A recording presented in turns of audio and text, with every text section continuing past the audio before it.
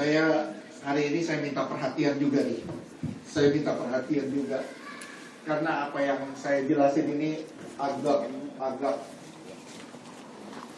sulit. Tapi saya yakin Roh Kudus akan menolong saudara. Roh Kudus akan menolong saudara sampai saudara mengerti. Hari ini mungkin saya akan jelasin mengenai penebusan. Saya juga akan jelasin mengenai imamat. Kita akan sharing mengenai imamat dan kita akan sharing juga mengenai penebusan. Masih ingat minggu lalu? Dua fungsi gereja masih ingat? Apa? Fungsi gereja yang pertama adalah berperang. Fungsi gereja yang kedua itu fungsi imamat. Jadi kalau saudara adalah gereja itu adalah saudara, berarti saudara harus berperang. Nah, kekristenan bukan sesuatu yang santai. Memang benar Tuhan telah menyelesaikan segala sesuatunya di kayu salib. Tapi naif kalau kita nggak ikut berperang. Kenapa? Karena kita tinggal di dunia. Tuhan lagi mendewasakan kita. Semakin hari kita semakin bertumbuh, semakin hari kita tambah dewasa, semakin hari kita tambah terlatih untuk berperang.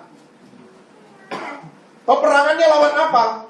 Peperangannya banyak hal. Melawan diri sendiri, melawan dosa, melawan keinginan, melawan ego, melawan semua yang bertentangan dengan kehendak Tuhan. Ketika saudara berperang dan saudara melibatkan Tuhan, saya yakin saudara akan keluar lebih dari seorang pemenang. Bahkan lebih dari seorang pemenang, bukan hanya pemenang, tapi lebih dari seorang pemenang. Tuhan menghendaki saudara masuk di dalam kemuliaannya.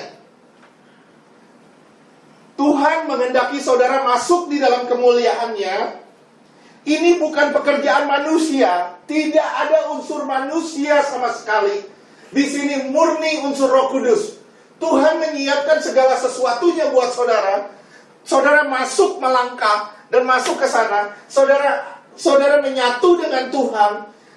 Saudara menyatu dengan Tuhan sampai saudara benar-benar sempurna di dalam Tuhan. Saudara perhatikan baik-baik.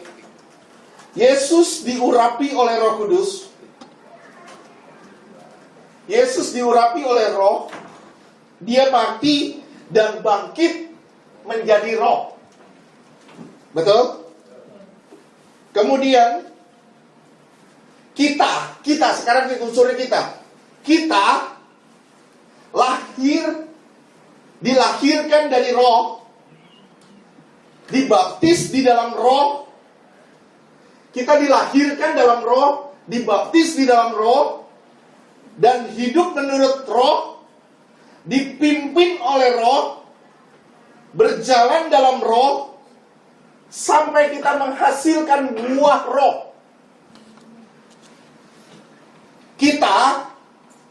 Kita telah dipilih, dilahirkan oleh Tuhan dalam Roh. Kita masuk dalam baptisan Roh.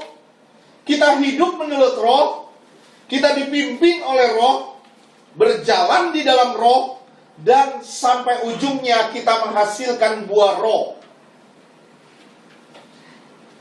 Ketika buah Roh ini penuh di dalam kita murni menjadi manusia yang sempurna. Dan di sini pengorbanan Yesus tidak disia-siakan. Benar-benar kita memaksimalkan semua anugerah yang Tuhan berikan buat kita, supaya kita benar-benar menyatu dengan Dia, dan benar-benar kita taat di dalam Dia, sampai kita sempurna menyatu dengan Dia.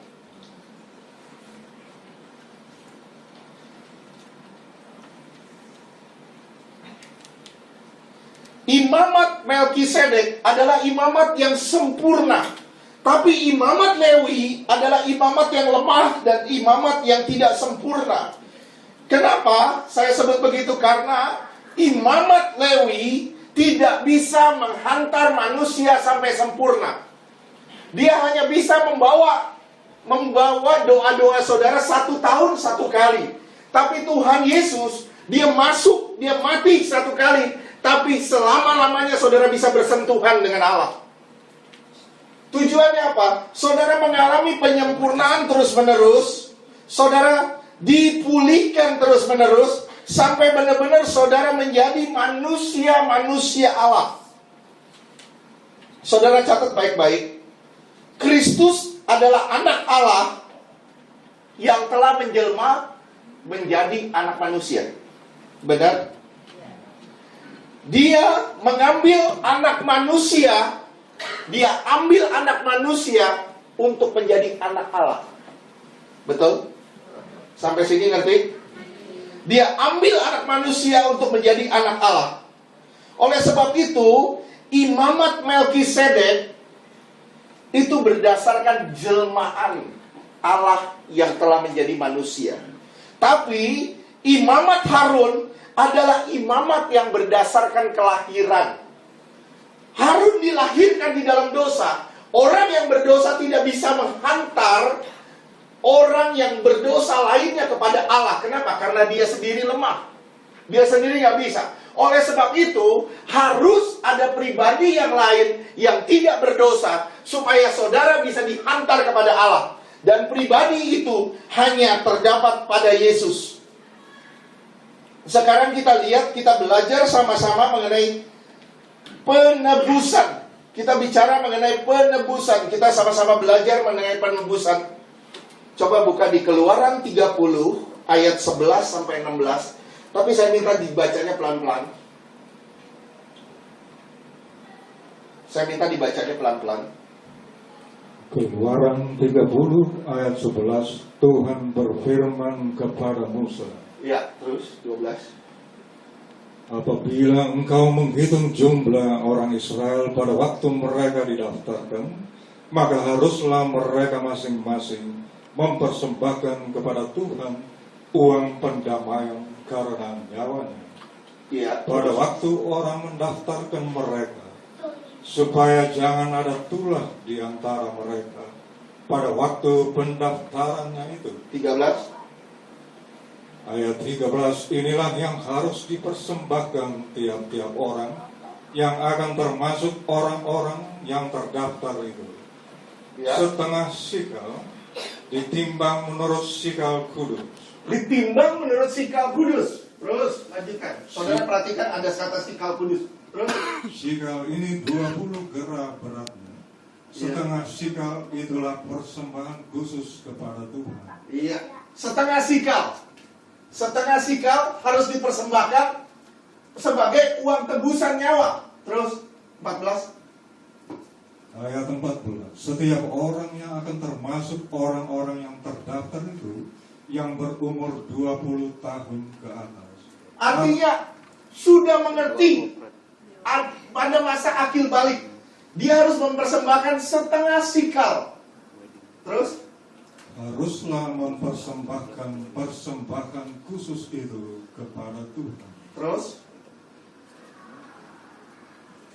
15. Ayat 15. Orang kaya janganlah mempersembahkan lebih dari orang miskin. Terus Dan orang miskin janganlah mempersembahkan kurang dari setengah sikal itu pada waktu dipersembahkan persembahan khusus itu kepada Tuhan. iya. Untuk mengadakan pendamaian bagi nyawa kamu sekalian. Iya. Terus 16. Dan haruslah engkau memungut uang pendamaian itu dari orang Israel dan menggunakannya untuk ibadah dalam kemah pertemuan. Ini luar biasa. Ini luar biasa. Saudara berumur 20 tahun ke atas, saudara terhitung. Saudara harus ditebus setengah sikal. Nggak peduli orang kaya atau orang miskin, tetap harus setengah sikal. Misalnya si A kaya, dia nggak boleh beri 1 sikal.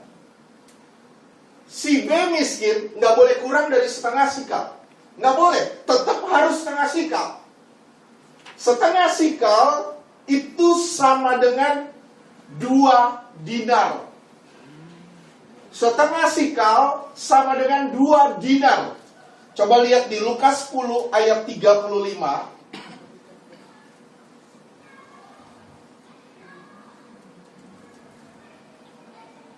Lukas 10 ayat 35. Keesokan harinya ia menyerahkan 2 dinar kepada pemilik penginapan itu. Katanya, rawatlah dia, dan jika kau belanjakan lebih dari ini, aku akan menggantikannya waktu aku kembali. Menyerahkan 2 dinar. 2 dinar itu bicara mengenai perawatan. 2 dinar itu bicara mengenai uang yang cukup untuk penginapan. Artinya saudara menginap di dunia ini, Tuhan memberi kapasitas kasih karunia setiap orang sama. Saya ditebus dengan 2 sikal, Imelda ditebus dengan 2 sikal, Carol ditebus dengan 2 sikal, semua kita di sini ditebus dengan 2 sikal perak atau 2 dinar. Artinya, saudara dan saya telah ditebus oleh Tuhan, dan tebusannya itu sama. Nggak peduli saudara orang jahat, nggak peduli saudara orang baik, tetap sama kasih karunia-Nya. Tuhan memberi saudara cukup untuk selama saudara tinggal di dunia. Selama saudara tinggal di dunia, saudara mendapatkan perawatan, mendapatkan anugerah dari Tuhan, itu cukup. Saudara ditebus, sama. Nggak ada beda. Makanya di ayat tadi, orang kaya nggak boleh beli lebih. Orang miskin nggak boleh beli kurang. Kenapa? Karena batasnya cuma setengah sikal. Ini bicara mengenai penebusan. Darah Yesus yang tertumpah di atas kayu salib. Saudara dapat anugerah dari Tuhan. Ibu Yeti dapat anugerah dari Tuhan. Saya dapat anugerah dari Tuhan. Dan kita mendapatnya semuanya sama. Walaupun dulunya masa lalu kita kacau balau, walaupun dulunya kita membuat suatu kejahatan yang sangat keji, kita mempunyai hutang yang begitu besar sama Tuhan, tetap kita mendapatkan anugerah yang sama. Kita mendapatkan sesuatu yang sama. Kita ditebus. Tujuannya apa? Ketika saudara ditebus umur 20 tahun, artinya ketika saudara sudah percaya, sudah mengenal Tuhan, dan saudara mulai bisa ambil keputusan, saudara menyerahkan diri kepada Tuhan, dan saudara ditebus oleh Tuhan dengan setengah sikal. Artinya jumlah setiap orang yang ada di sini ditebusnya sama. Anugerah yang diberikan kepada Pak Efrem tidak lebih dari anugerah yang diberikan kepada saya. Saya mendapatkan kasih karunia dari Tuhan sama dengan apa yang Tuhan berikan dengan Pak Efrem.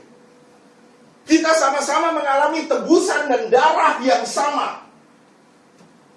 Saya mendapatkan darah Yesus, Pak Efrem juga mendapatkan darah Yesus yang sama, tidak yang lain, sama. Oleh sebab itu, semua orang yang ditebus itu mendapatkan anugerah yang sama. Saudara ditebus buat apa? Saya ditebus untuk berperang. Saudara ditebus untuk berperang. Tapi permasalahannya, orang Kristen begitu mengalami penebusan, mau pergi perang nggak? Mau pergi perang nggak? Santai. Seperti minggu lalu saya bilang, saudara bangun tidur, saudara udah perang. Bangun tidur, saudara perang. Perang lawan apa, Pak? Perang lawan keinginan. Keinginan untuk apa? Keinginan untuk tidur lagi. Saudara dilukai orang, saudara perang nggak? Perang nggak? Saudara perang lawan siapa? Lawan daging, lawan ego. Mau terluka atau mau beresin? Ini perang. Kita menghadapi peperangan terus menerus. Tapi permasalahannya, kekristenan sekarang begitu cengeng. Kita nggak peduli dengan namanya peperangan. Orang Kristen yang tidak maju berperang, saya bilang orang Kristen yang memandang murah darah Yesus. Saya ngomong sekali lagi, orang Kristen yang menolak berperang adalah orang Kristen yang memandang murah darah Yesus. Saya gak mau perang. Saya biarin, saya nikmatin aja karakter saya. Gue udah begini, lu mau apa? Gue mau marah, itu urusan gue. Gue mau begini, urusan gue. Orang Kristen begini, saya bilang, orang Kristen yang tidak berperang dan yang menganggap murah darah Yesus yang telah tercurah. Orang Kristen yang tidak mau mengekang dirinya. Orang Kristen yang selalu emosional. Orang Kristen yang dipenuhi dengan harga diri. Orang Kristen yang susah untuk ditegur. Orang Kristen yang maunya senang sendiri, tidak mau peduli dengan kehendak Allah. Orang-orang Kristen seperti ini, saya bilang orang Kristen yang tidak mau berperang. Saudara sudah tahu kebenaran, saudara sudah tahu itu salah. Kenapa saudara buat juga? Kenapa? Habis enak, Pak. Orang Kristen yang seperti ini, saya bilang orang Kristen yang menganggap murah darah Yesus. Memandang murah darah Yesus. Bagaimana sih kita berperang? Sekarang saudara lihat ya. Kita berperang. Saudara melihat, perhatikan baik-baik. Orang Israel pertama kali keluar dari tanah Mesir, dia menghadapi laut Tiberau. Betul? Begitu keluar dari laut, apa yang dihadapin? Yang pertama dihadapin langsung orang Amalek. Perang. Begitu saudara keluar dari kolam baptisan, yang saudara hadapin pertama apa? Daging, perang. Amalek adalah keturunan dari Esau. Kejadian 36 ayatnya ke-12.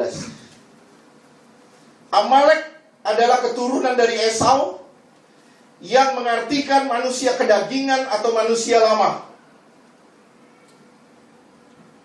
Kejadian 36 ayat 12. Timna adalah gundik Elifas anak Esau.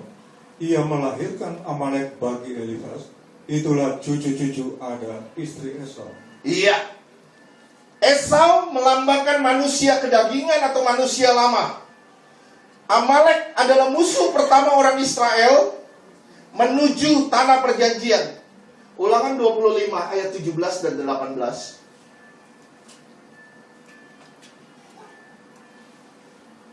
Ulangan 25 ayat 17 dan 18. Ulangan 25 ayat 17. Ingatlah apa yang dilakukan orang Amalek kepadamu pada waktu perjalananmu keluar dari Mesir.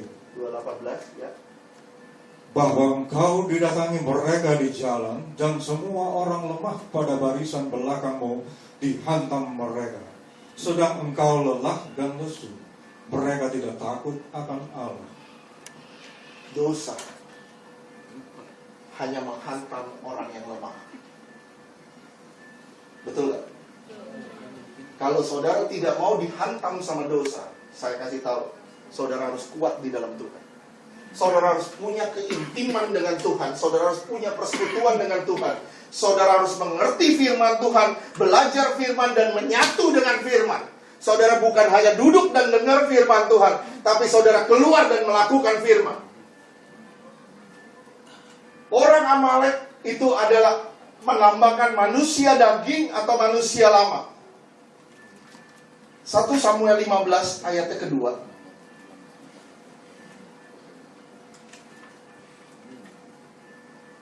1 Samuel 15 ayat 2. Beginilah firman Tuhan semesta alam.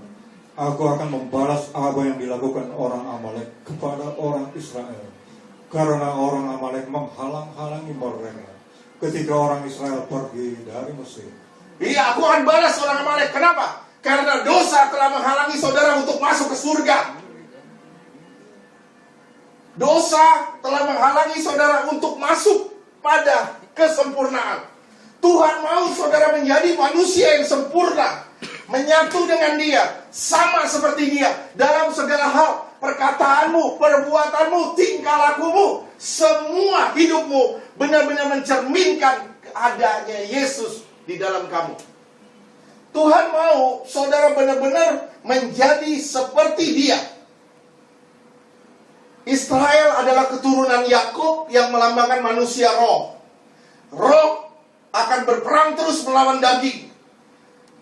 Siapa yang akan menang di dalam diri saya, di dalam diri saudara? Siapa? Nggak usah jawab. Keputusan ada di tangan kita sebenarnya. Kita mau memperkuat yang mana nih? Saya mau memperkuat manusia roh saya. Ya udah, masuk doa, bersekutu sama Tuhan, berkata tidak sama dosa. Saya mau memperkuat daging saya. Silakan hidup di dalam daging dan hiduplah suka-suka. Ketika saudara memperkuat daging saudara, tanpa saudara sadari, saudara terhalang untuk masuk dalam tanah perjanjian.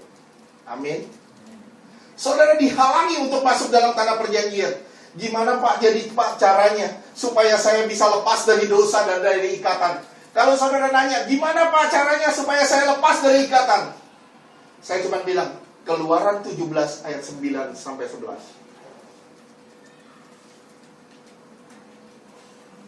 Saudara gak punya kekuatan untuk melawan dosa. Saudara cuma punya kemauan dan pengetahuan akan dosa. Saudara harus punya pengetahuan dan kemauan untuk melawan dosa. Terus, ya. Keluaran 17 ayat 9. Musa berkata kepada Yosua, pilihlah orang-orang bagi kita, lalu keluarlah berperang melawan orang Amalek. Besok aku akan berdiri di puncak bukit itu. Di puncak bukit itu. Terus, dengan memegang tongkat Allah di tanganku. Terus, 10. Lalu Yosua melakukan seperti yang dikatakan Musa kepadanya dan berperang melawan orang Amalek. Tetapi Musa, Harun dan Hur telah naik ke puncak bukit. Iya. Yang pertama, kalau saudara mau menang dari dosa, mau menang gak dari dosa? Mau menang gak? Kecuali saudara mau masuk neraka gitu aja. Saudara mungkin bilang, Pak, kasih karunia Tuhan tidak terbatas. Betul, kasih karunia Tuhan tidak terbatas.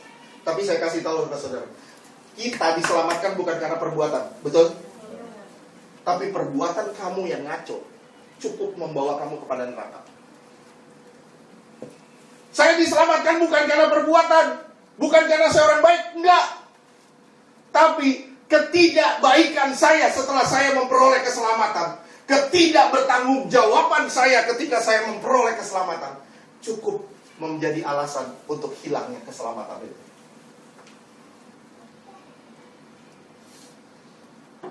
Tapi Pak, kita udah diselamatkan. Saudara sudah diselamatkan. Betul. Secara de jure, saudara sudah diselamatkan. Tapi secara de facto, saudara harus kejar keselamatan itu.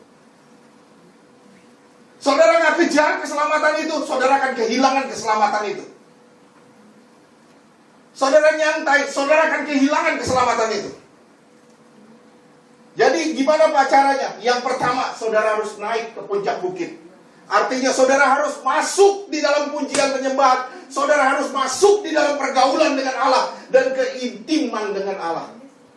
Tanpa saudara punya keintiman dengan Allah, tanpa saudara punya persatuan dengan Allah, saudara tidak pernah akan menang lawan dosa.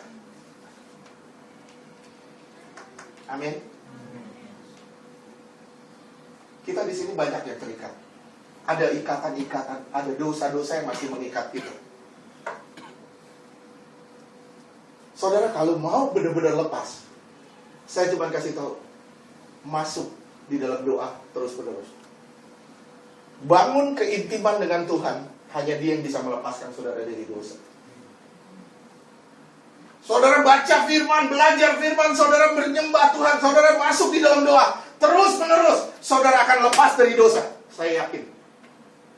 Kalau saudara bilang, saya tidak mau berdosa mulai hari ini, saya mau nolak dosa hari ini, saya bilang, berapa lama kamu akan kuat? Saya bilang, paling top saudara akan kuat cuma 4 bulan bilang enggak sama dosa. Paling top. Tapi kalau saudara ngerti firman Tuhan, belajar firman, menyatu dengan firman, selama-lamanya kau akan lepas dari dosa. Bahkan saya bilang kau akan benci sama dosa. Amin. Yang kedua, yang pertama saudara harus naik ke puncak bukit. Yang kedua, terus lanjutkan ayat 11. Dan terjadilah apabila Musa mengangkat tangannya, lebih kuatlah Israel. Tetapi apabila ia menurunkan tangannya, lebih kuatlah Amalek. Iya. Saudara ngerti apa artinya? Semua peperangan di dalam Alkitab gak ada yang seperti ini. Cuman perang lawan orang Amalek, lawan manusia lama, harus angkat tangan. Artinya apa? Cuman melawan dosa, saudara cuman bisa, Tuhan tolong saya gak mampu. Ketika saudara bilang Tuhan tolong saya, ketika saudara kuat di dalam Tuhan, kuat di dalam Tuhan, intim di dalam Tuhan, saudara terus minta nama Tuhan, pertolongan, saudara pasti lepas dari dosa. Pasti. Tapi ketika saudara mulai turun tangan, saudara mulai suam lagi sama Tuhan, saudara mulai menjauh dari Tuhan, dosa hidup lagi, bertumbuh lagi, bahkan sampai berbuah lagi. Siapa yang lemah, pasti dia kalah. Siapa yang lemah, tidak pernah akan bisa masuk ke dalam tanah perjanjian. Tuhan mau benar-benar saudara kuat di dalam Tuhan, menyatu dengan Tuhan, sampai saudara seperti Tuhan.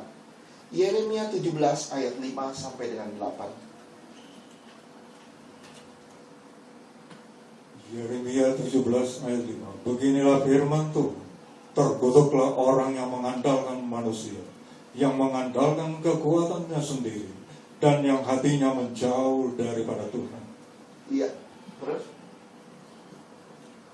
Ia akan seperti semak bulus di padang belantara. Ia tidak akan mengalami datangnya keadaan baik. Ia akan tinggal di tanah angus, di padang gurun, di negeri padang asing yang tidak berpenduduk. Iya, terus? Diberkatilah orang yang mengandalkan Tuhan, yang menaruh harapannya pada Tuhan. 8.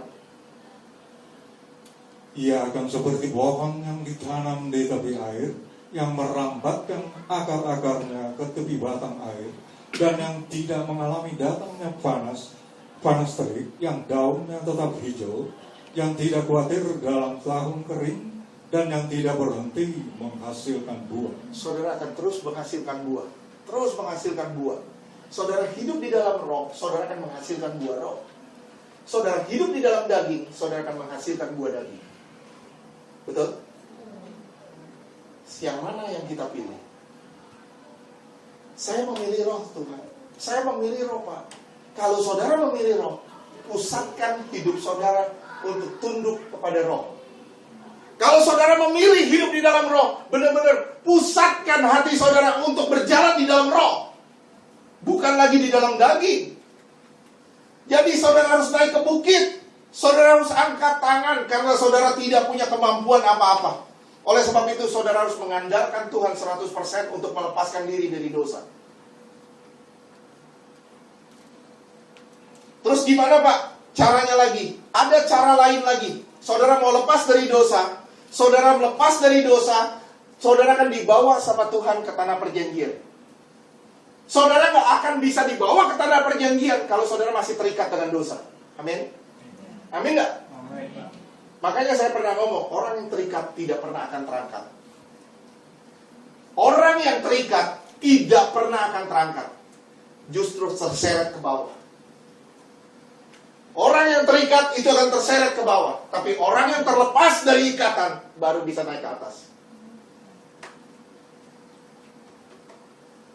Teorinya begitu.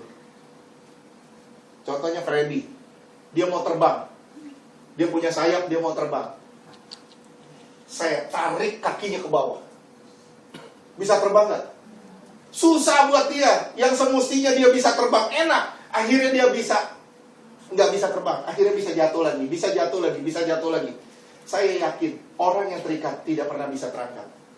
Kalau saudara benar-benar rindu diangkat sama Tuhan dan menyatu, berjumpa dengan Tuhan di awan-awan, saya cuma kasih tahu, lepaskan dirimu dari ikatan. Gimana caranya saya melepaskan diri dari ikatan? Saudara harus naik ke bukit.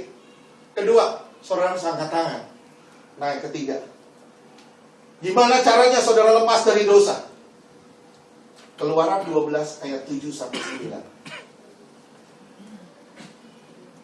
Keluaran 12 ayat 7 sampai 9. Keluaran 12 ayat 7. Kemudian dari darahnya haruslah diambil sedikit dan dibubuhkan pada kedua tiang pintu dan pada ambang atas, pada rumah-rumah di mana orang memakannya. Satu, gimana caranya saudara lepas dosa? Saudara harus mengalami penebusan oleh darah Yesus lebih dulu. Siapa di sini belum ditebus?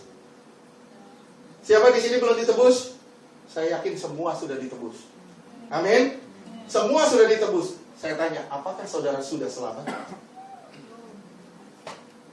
Oke, kita lanjutkan. Terus lanjutkan ayat 8. Pertama ada darah domba, artinya penebusan. Yang kedua, terus Dagingnya harus dimakan mereka pada malam itu juga. malam itu juga harus makan daging domba itu. Terus Yang dipanggang mereka harus makan dengan roti yang tidak beragi. harus dimakan dengan roti yang tidak beragi. Ragi melambangkan manusia lama. Kalau saudara mau lepas dari dosa, satu, saudara harus makan daging domba. Artinya firman Tuhan harus saudara telan nih. Saudara gak akan bisa lepas dari dosa kalau saudara baca firman ketiduran. Saudara gak akan bisa lepas dari dosa kalau saudara duduk dengar firman, saudara tidur. Saudara gak akan bisa lepas dari dosa kalau saudara mau. Kalau saudara benar-benar mau lepas dari dosa, mulai hari ini, mau-maunya Tuhan, bukan mau-maumu. Satu, saudara harus ditebus, makan daging, artinya firman. Makannya tidak boleh mentah, tidak boleh direbus, tapi harus dipanggang. Terus baca. Dagingnya, tadi 8. Dagingnya beserta sayur pahit. Makannya beserta sayur pahit. Terus, ayat 9. Janganlah kamu memakannya mentah atau direbus dalam air. Gak boleh mentah, gak boleh direbus. Terus, Hanya dipanggang di api. hanya boleh dipanggang di dalam api. Terus, Lengkap dengan kepalanya dan betisnya dan isi perut. harus lengkap dengan kepala, betis, dan semua isi perutnya. Artinya saudara harus meninggalkan cara hidup saudara yang lama. Cara hidup saudara yang beragi, saudara jauhin dulu. Yang pertama. Yang kedua, saudara harus makan daging domba itu, tidak boleh mentah. Artinya, Kristus hanya sebagai manusia baik yang harus ditiru. Saudara menganggap Kristus sebagai manusia baik yang harus ditiru. Saudara memakan daging itu mentah.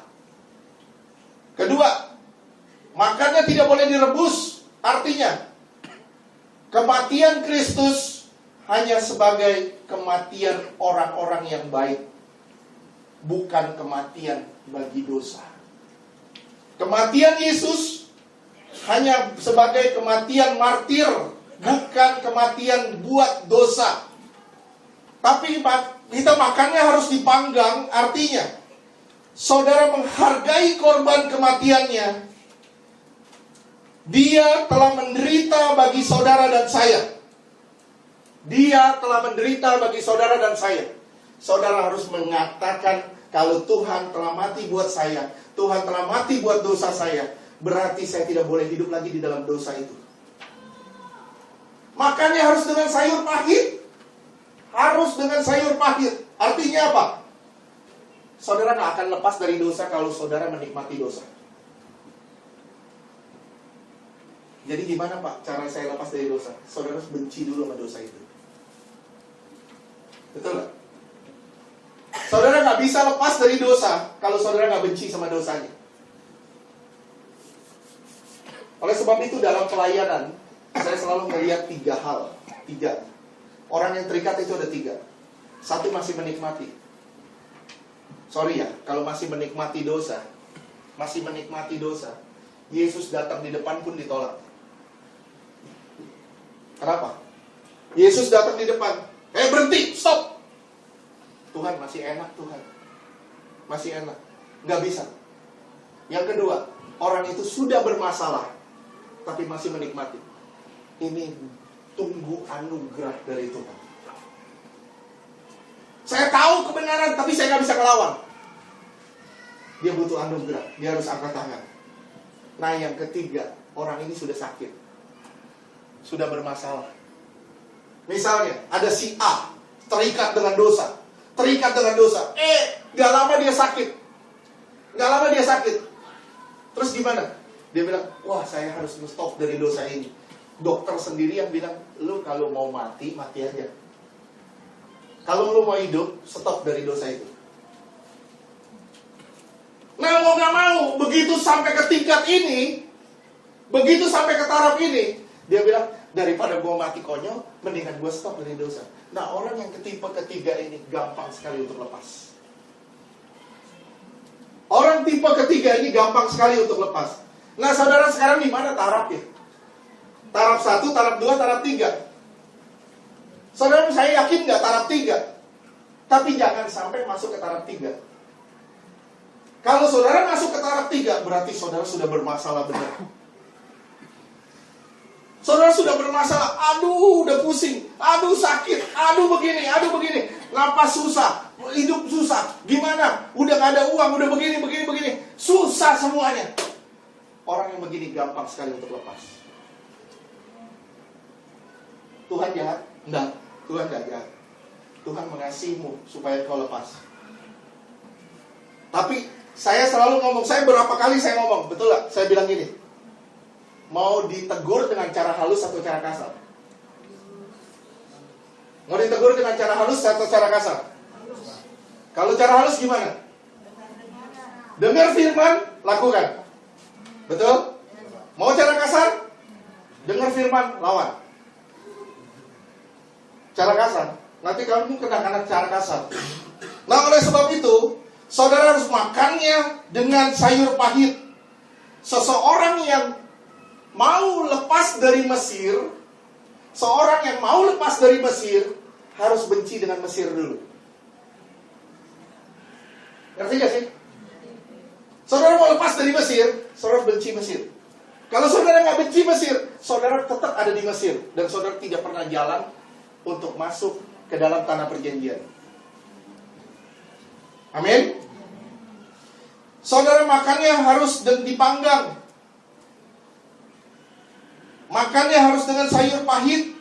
Makannya harus semuanya dari kepala. Kepala itu hikmat. Kaki artinya aktivitas atau pergerakan Yesus. Isi perut artinya kedalaman Kristus. Artinya saudara harus memakan semua pikirannya, perasaannya, semua hidup Yesus harus menyatu dengan saudara. Baru saudara bisa lepas dari dosa. Saudara gak akan bisa lepas dari dosa kalau saudara menyatunya setengah-setengah sama Yesus. Kalau saudara menyatu full sama Yesus, nyatu sama Tuhan, ngeblend sama Tuhan, saya yakin saudara hari ini pun saudara bisa lepas dari dosa. It's so simple, kata Tuhan. Iya, sebenarnya simple. Yang bikin rumit itu setan. Kuasa gelap bikin kita bingung, bikin kita begini, oh begini, oh susah banget, wah susah banget ngelawan. Enggak ada yang susah. Bersama Tuhan kita cakap menanggung segala perkara, amin.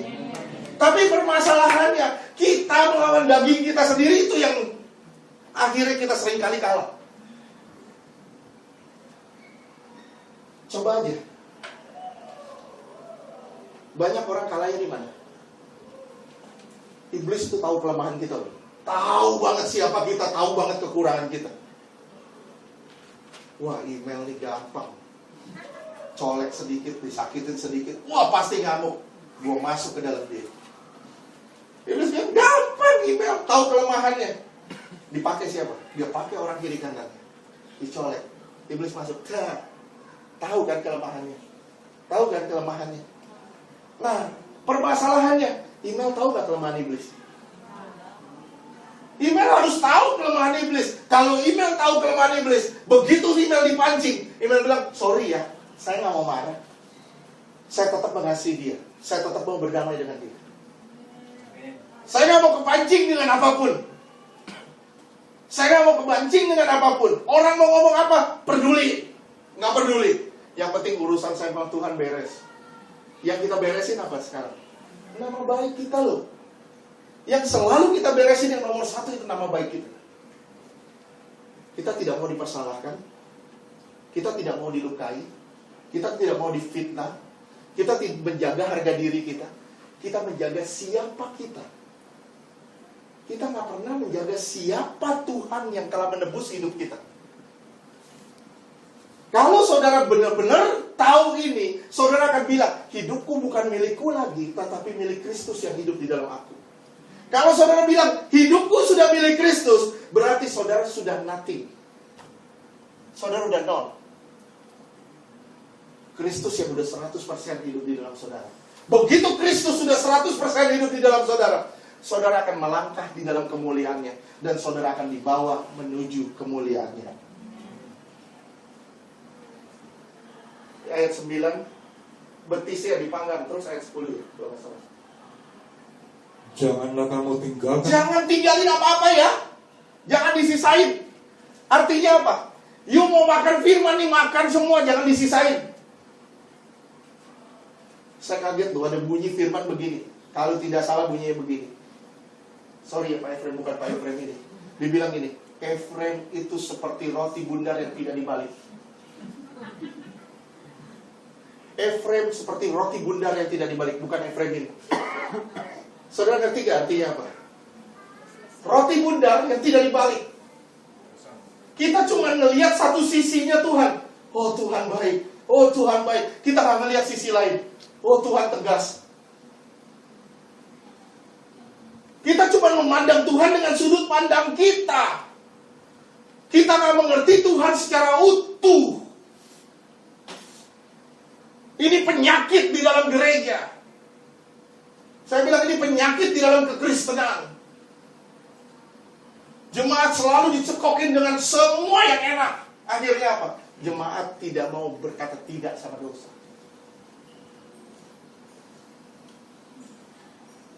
Tadi pagi baru saya baca.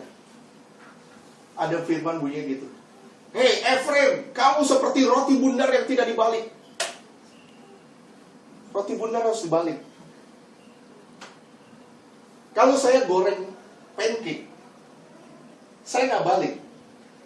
Ini makan sebelah. Gosong. Ini seperti itu. Akhirnya apa? Kita cuma memandang Tuhan dari satu sisi. Kita nggak pernah memandang Tuhan dengan sisinya Tuhan. Dengan sudut pandang Tuhan, dengan cara Tuhan melihat kita. Ini kelemahannya. Sampai sini ngerti? Kita telah ditebus untuk berperang. Amin. Berperang lawan apa? Berperang lawan daging, lawan dosa. Ditebusnya gimana? Setengah sikal. Lu mau orang kaya, lu mau orang miskin, pokoknya setengah sikal. Artinya, lu mau dosanya kayak apa, lu mau hancur hidupnya kayak apa, tetap kamu mengalami penebusan yang sama. Nah sekarang lihat, berbeda dengan Imamat 27. Itu berbeda drastis.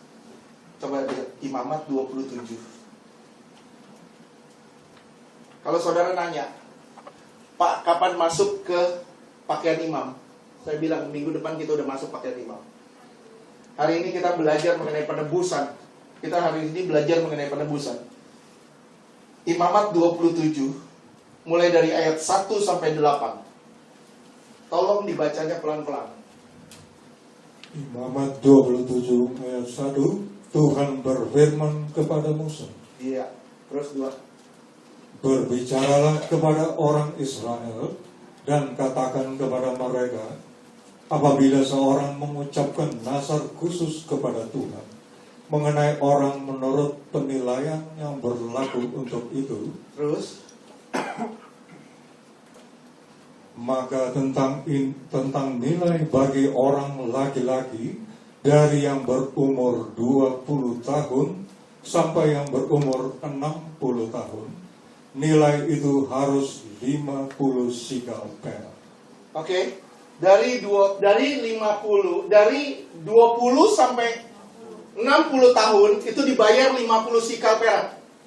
Perhatiin, 50 sikal perak. 20 sampai 60 tahun. Terus lanjutkan. Ditimbang menurut sikal kudus. Apa arti sikal kudus sih? Sikal kudus apa sih artinya? Sikal kudus itu timbangan Allah.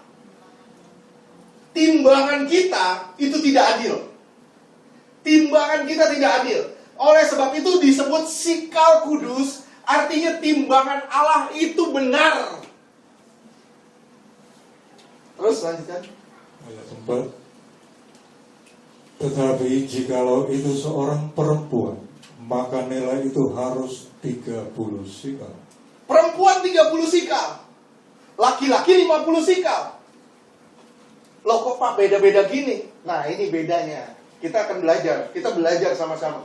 Pak 20 sampai 60 tahun 50 sikal. Tapi kalau perempuan 30 sikal. Nah terus lanjutkan. Ayat 5. Halo.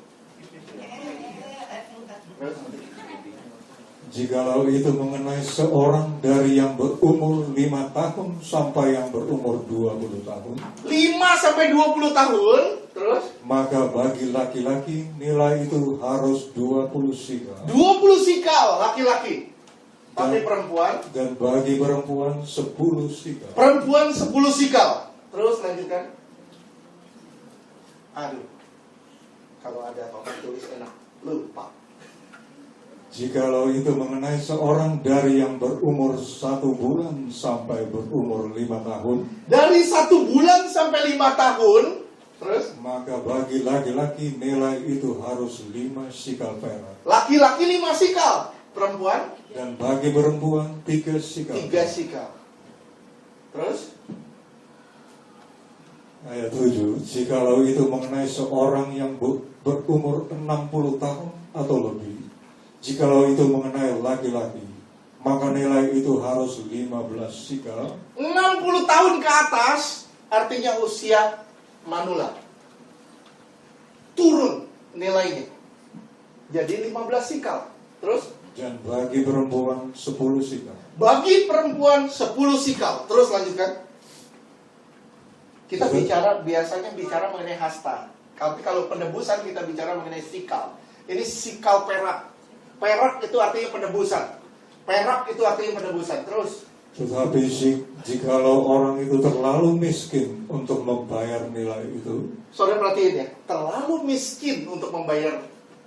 Terus? maka haruslah dihadapkannya orang yang dinazarkannya itu kepada imam.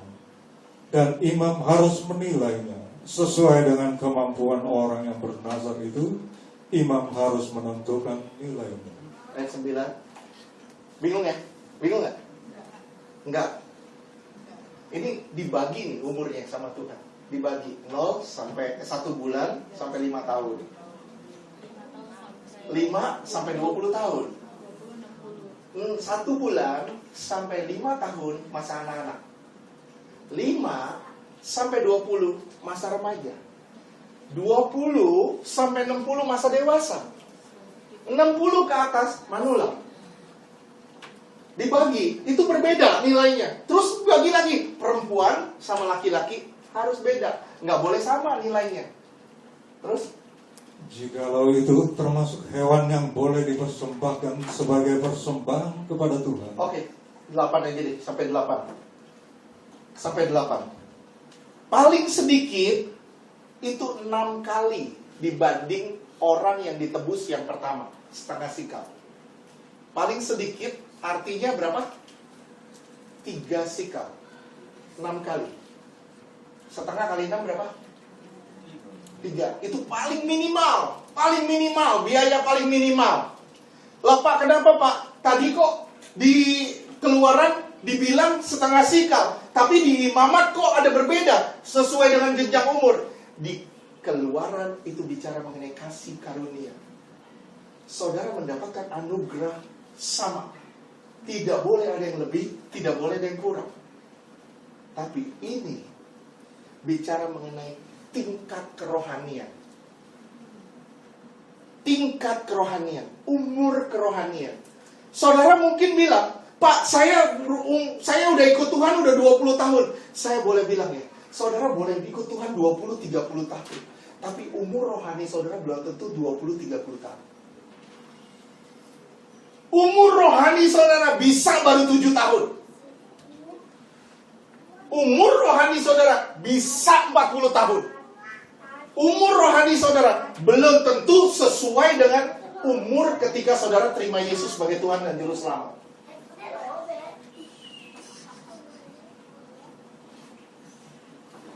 Belum tentu sama. Oleh sebab itu, paling sedikit itu 6 kali dari setengah sikal, artinya 3 sikal. Laki-laki 5 sikal, perempuan 3 sikal. Itu paling sedikit. Saudara bisa lihat lagi di Imamat 27 ayat 6. Puncaknya itu 50 sikal. Antara 20 sampai 60 tahun. Puncaknya itu 100 kali jadinya. 100 kali dengan penebusan pertama setengah sikal. 100 kalinya berapa? 50 sikal. Kasih karunia sama setiap orang percaya, tetapi untuk menjadi orang yang khusus bagi Allah. Orang yang khusus bagi Allah. Saudara harus menyerahkan hidup saudara. Seberapa besar yang saudara bisa menyerahkan buat Allah? Seberapa besar saudara bisa menyerahkan hidup saudara buat Allah? Saudara bisa menyerahkan hidup saudara setengah. Ya sudah, tingkat kerohanian kamu cuma segitu. Saya cuma bilang sama saudara, yang akan terangkat siapa? Yang akan terangkat siapa? Yang dewasa. Umurnya berapa? 20-60 tahun. Siapa yang bisa menjadi imam? Umur dewasa. Bukan anak-anak. Di 1 bulan sampai 5 tahun gak bisa jadi imam. 60 tahun ke atas gak bisa jadi imam. Bukan berarti yang umurnya 80 atau 70 tahun gak bisa jadi imam. Saya bukan bicara mengenai umur jasmani, saya bicara mengenai umur rohani. Mungkin saudara umurnya 30 tahun.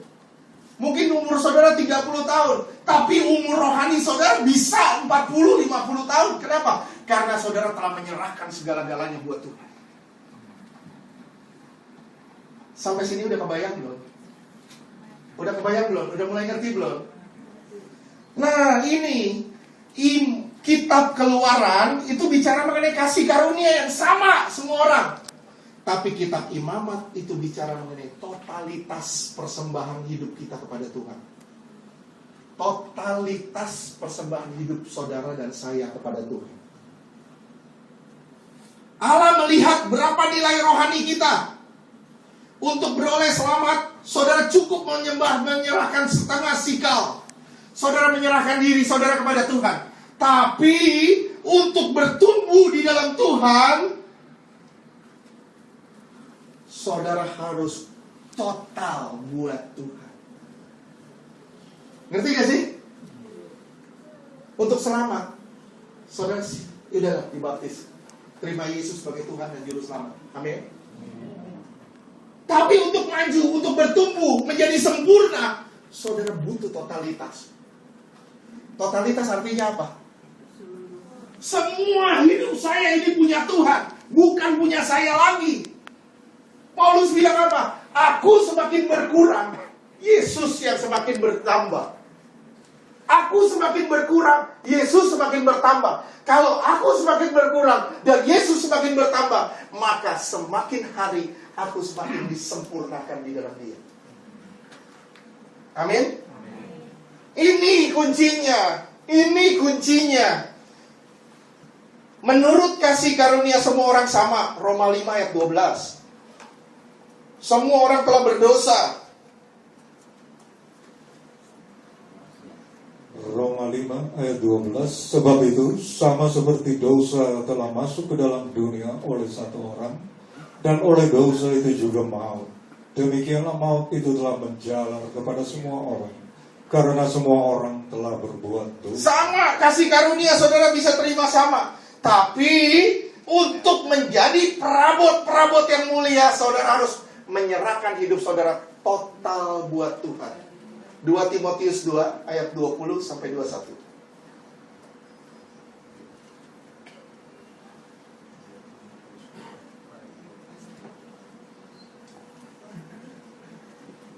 Dua Timotius 2 ayat 20 dan 21. 2 Timotius 2 ayat 20. Dalam rumah yang besar bukan hanya terdapat perabot dari emas dan perak, melainkan juga dari kayu dan tanah. Yang pertama dipakai untuk maksud yang mulia. Yang pertama akan dipakai dengan maksud yang mulia. Terus yang terakhir untuk maksud yang kurang mulia. Yang terakhir dipakai untuk maksud yang kurang mulia. Pertanyaan saya sama saudara, saudara mau dipakai yang mana? Yang mana? Saudara mau dipakai yang mulia. Kalau saudara mau dipakai yang mulia, saudara harus menyerahkan juga hidup saudara seluruhnya buat Tuhan. Saudara menyerahkan setengah, saudara gak akan pernah jadi mulia. Saudara kalau menyerahkan total buat Tuhan, baru saudara bisa jadi mulia. menyerahkan diri saudara total buat Tuhan, sampai saudara itu nol, sampai saudara nggak ada apa-apanya lagi. Tapi yang berarti itu Tuhan yang telah memenuhi hidup saudara. Tuhan telah memenuhi hidup saudara, dan Tuhan telah menguasai hidup saudara, sampai saudara benar-benar tidak ada apa-apa lagi, tapi Tuhan yang ada apa-apanya. 2 Timotius 2 ayat 20-21 ya. Ayat 20-21. Jika seorang menyajikan dirinya dari hal-hal yang jahat. Perhatikan baik-baik, perhatikan kata-kata ini. Perhatikan baik-baik kata-kata ini. Jika seorang menyucikan dirinya dari hal-hal yang jahat, terus ia akan menjadi perabot rumah untuk maksud yang mulia. Baru saudara bisa menjadi perabot untuk maksud yang mulia. Ia dikuduskan, dipandang layak untuk dipakai tuannya, dan disediakan untuk setiap pekerjaan yang mulia. Saudara akan dipakai untuk berbagai pekerjaan yang mulia. Tapi syaratnya apa? Saudara harus menyucikan diri saudara supaya menjadi perabot-perabot yang mulia. Saudara harus menjauhi diri saudara dari segala sesuatu yang jahat di hadapan Tuhan. Sampai sini ngerti? Saya bicara ada dua nih. Sekarang saya bicara ada dua. Kalau saya bicara mengenai terumur kerohanian, saya bicara ada dua. Satu, fungsi rohani. Kedua, ketulusan dalam memberi. Yang pertama, fungsi rohani. Yang kedua, ketulusan dalam memberi. Ada orang yang fungsi rohaninya berjalan, tapi yang kedua, ketulusannya nggak ada.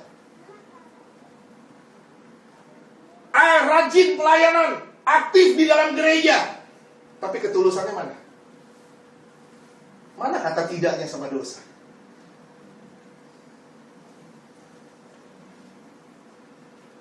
Saya kasih tahu ya, pelayanan tidak akan membawa saudara ke surga.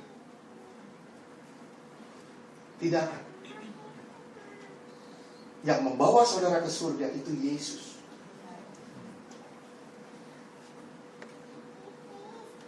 Pelayanan, saudara bersyukur sama Tuhan kalau saudara dilibatkan sama Tuhan menjadi imam-imam Allah. Saudara sedang mengalami penyempurnaan.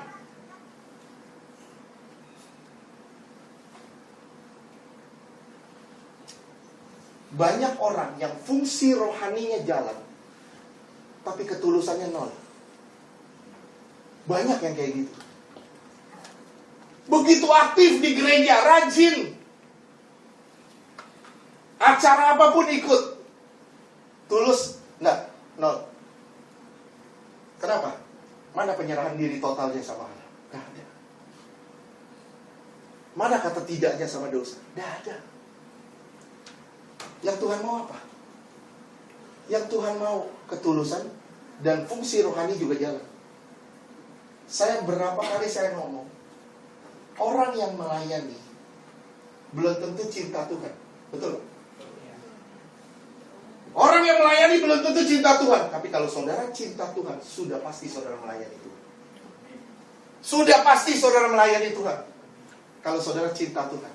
Tapi orang yang melayani belum tentu cinta Tuhan, belum tentu tulus. Tapi kalau saudara benar-benar cinta sama Tuhan, saudara bilang, hidup mati gua buat Tuhan, apapun saudara akan lakukan, walaupun saudara harus nginjilin di got-got.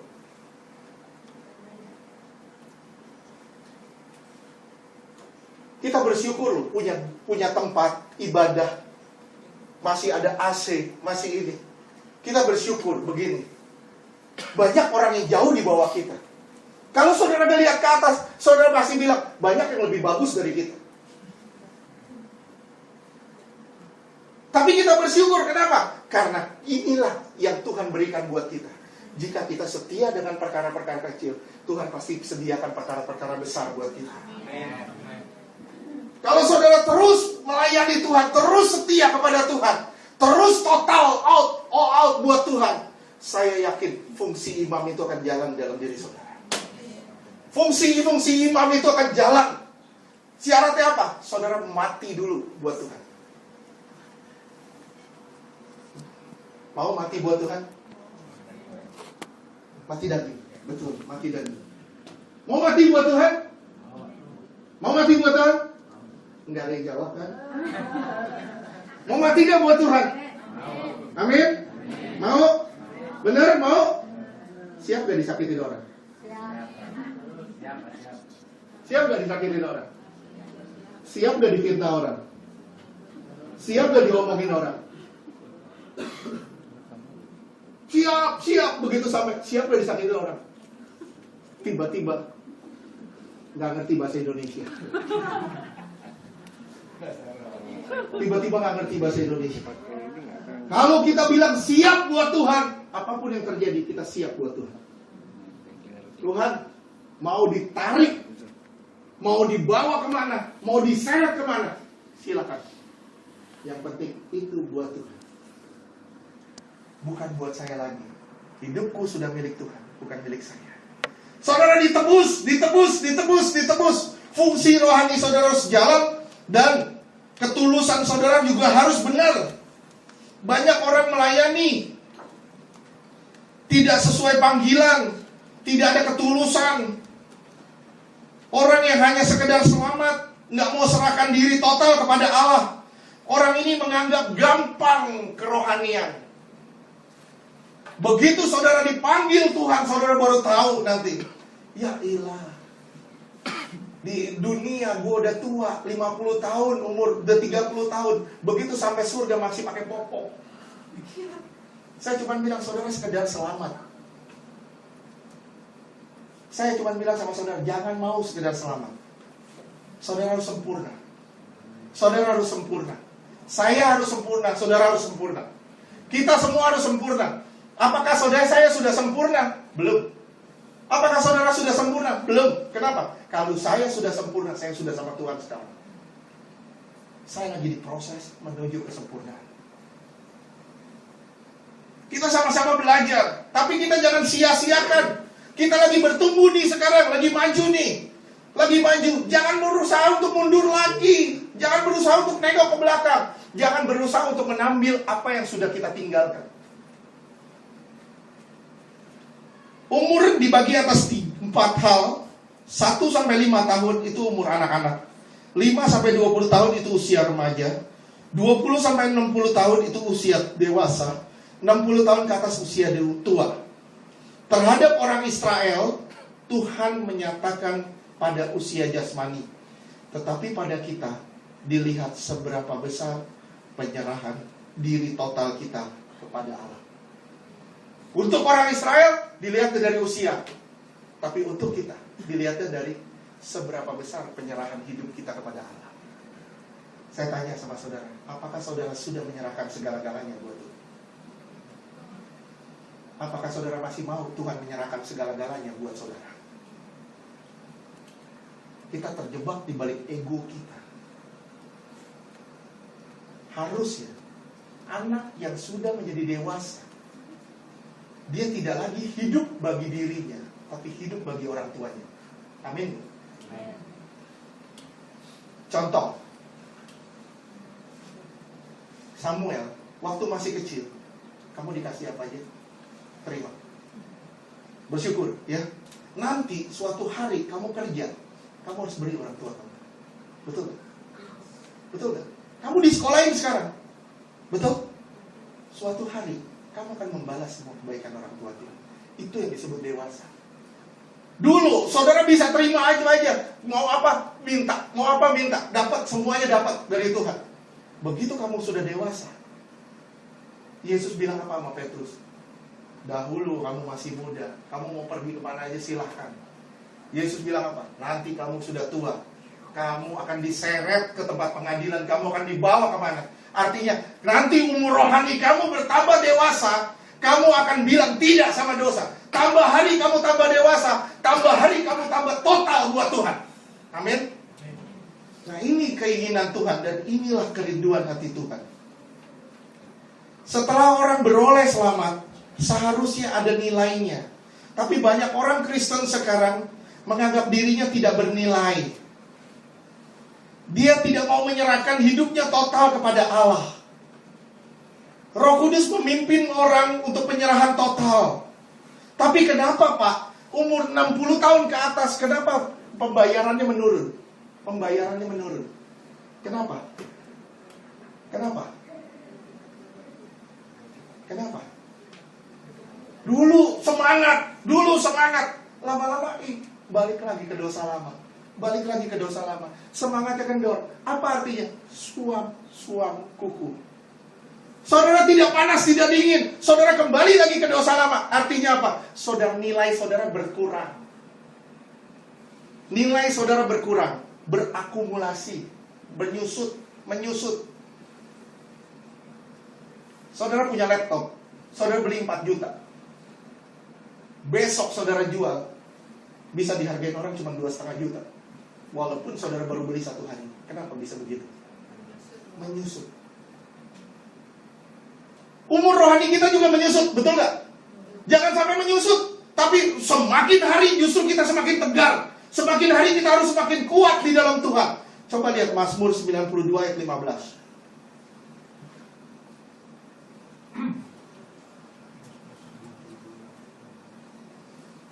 Kalau nggak salah di situ 16. Ayat 15.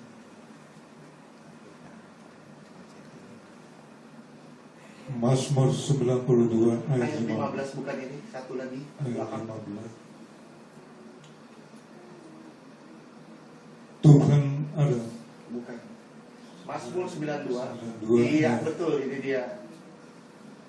Pada masa tua pun mereka masih berbuah, menjadi gemuk dan segar. Sampai tua gemuk loh.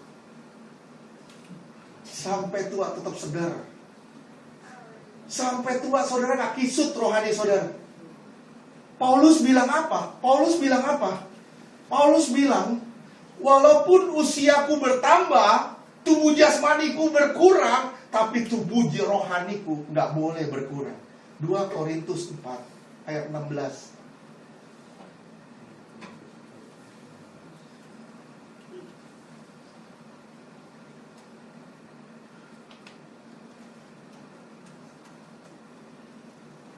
Dua Korintus 4 ayat 16. Sebab itu kami tidak tawar hati, tetapi meskipun manusia lahiriah kami semakin merosot. Manusia lahiriah berkurang nih, merosot nih.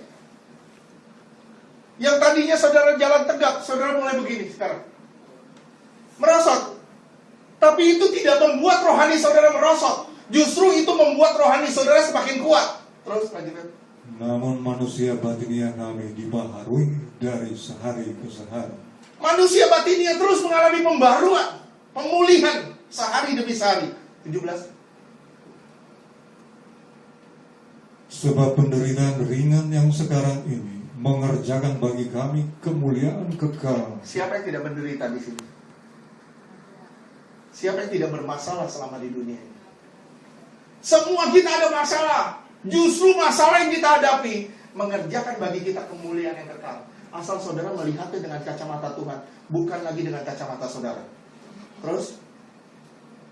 Mengerjakan bagi kami kemuliaan kekal yang melebihi segala-galanya, jauh lebih besar daripada penderitaan kami. Terus?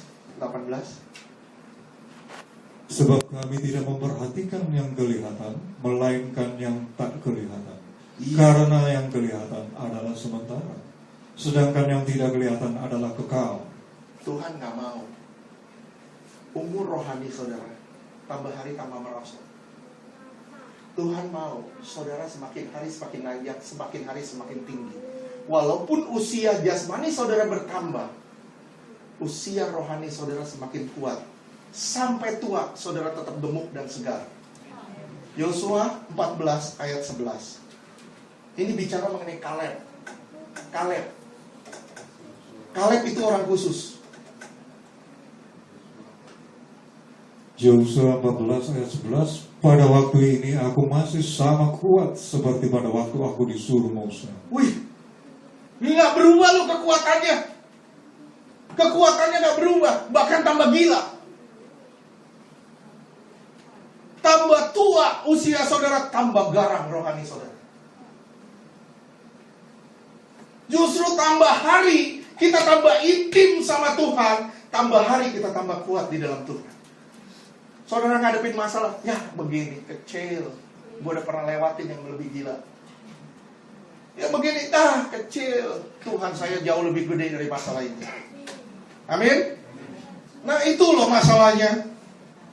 Terus? Seperti kekuatanku pada waktu itu, demikianlah kekuatanku sekarang untuk berperang dan untuk keluar masuk. Tua usianya, tapi masih bisa perang. Masih bisa perang. Yang Tuhan lihat apa? Usia rohani saudara. Usia rohani saudara, walaupun saudara sudah baru sebulan, baru 3 bulan ikut Tuhan.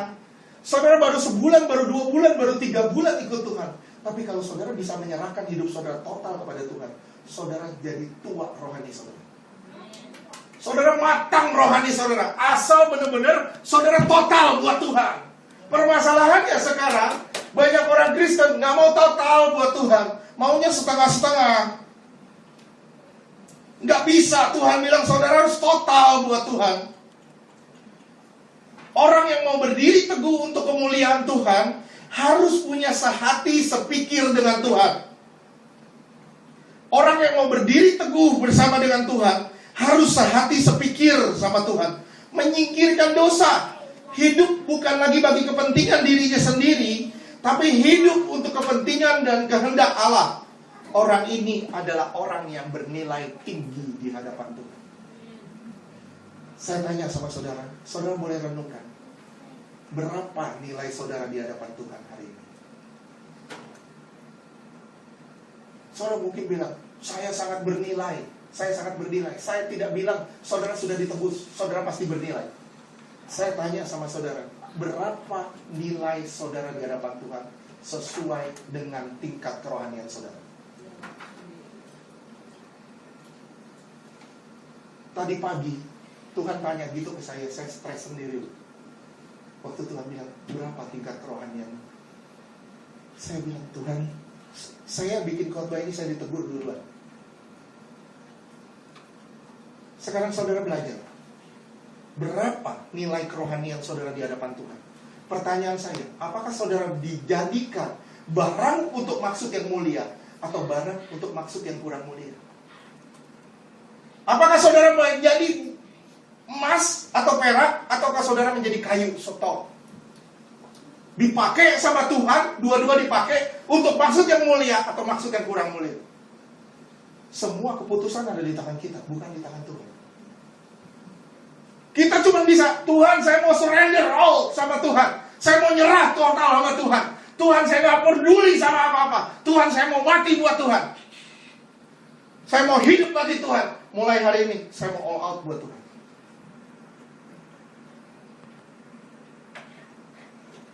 Saya bilang sama anak-anak youth, saya bilang apa? Maut tidak pandang usia. Betul? Maut tidak pernah pandang usia. Kenapa?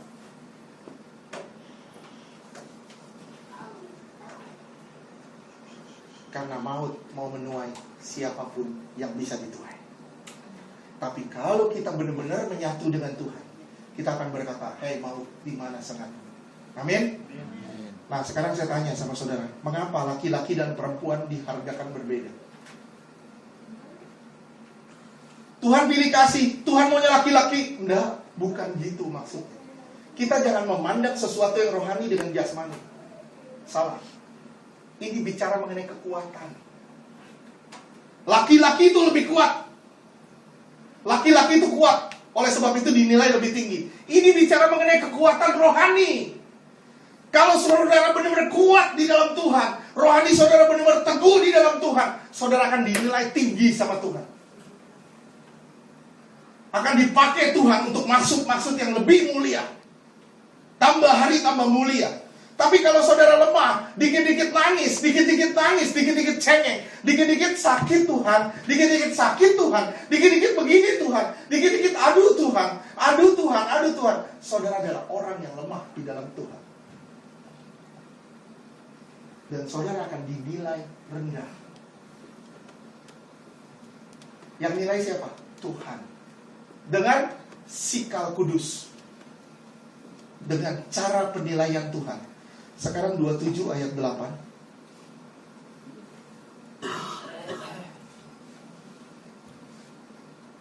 Saudara harus ngerti yang ini nih. Saudara harus ngerti yang ini. Ini yang luar biasa nih. Keluaran 27 ayat 8.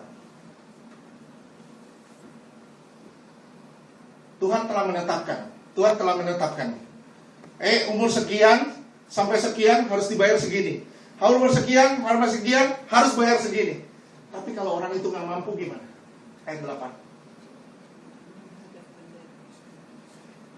Imamat 27 ayat 8. Imamat 27 ayat 8. Sorry, saya salah.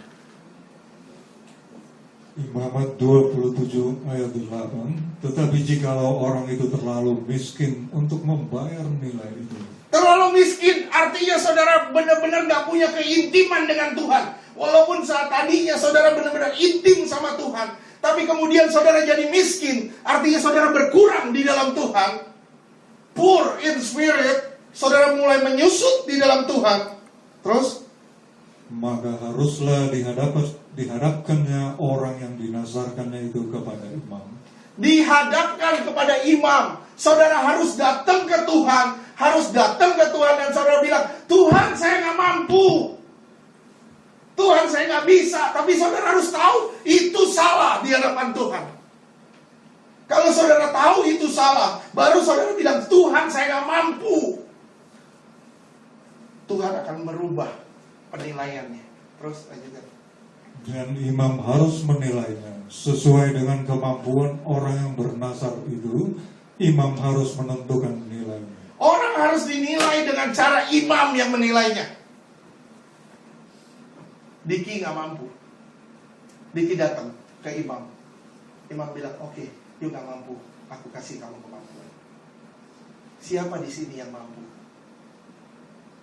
Siapa di sini yang bisa sempurna? Siapa? Enggak ada satu orang pun di sini yang bisa sempurna. Tidak ada kekuatan dari kita. Kita hanya cukup datang ke imam dan kita bilang, Tuhan saya gak mampu. Tapi syaratnya saudara sadari kalau itu salah di hadapan Tuhan. Itu gak beres buat Tuhan. Saudara harus benci dulu sama dosa itu. Saya benci sama itu. Saya benci sama itu. Saya gak suka begitu. Tuhan tolong saya lepasin saya. Saya datang ke imam. Tuhan tolong lepasin saya. Tuhan bilang, oke, aku nilai dengan cara lain. Kasih karunia main di situ.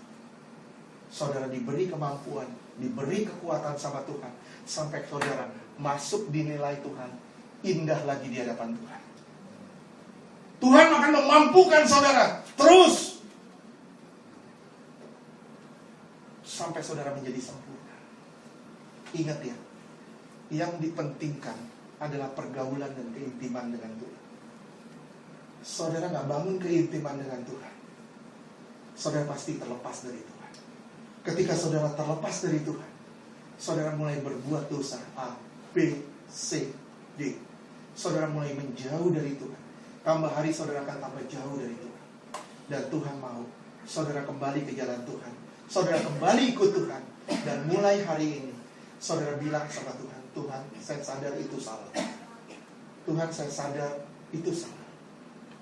Tuhan tolong saya Tuhan untuk membebaskan saya dari dosa ini, supaya saya dinilai Tuhan dengan mulia. Amin. Sampai sini ngerti gak? Ngerti gak sih?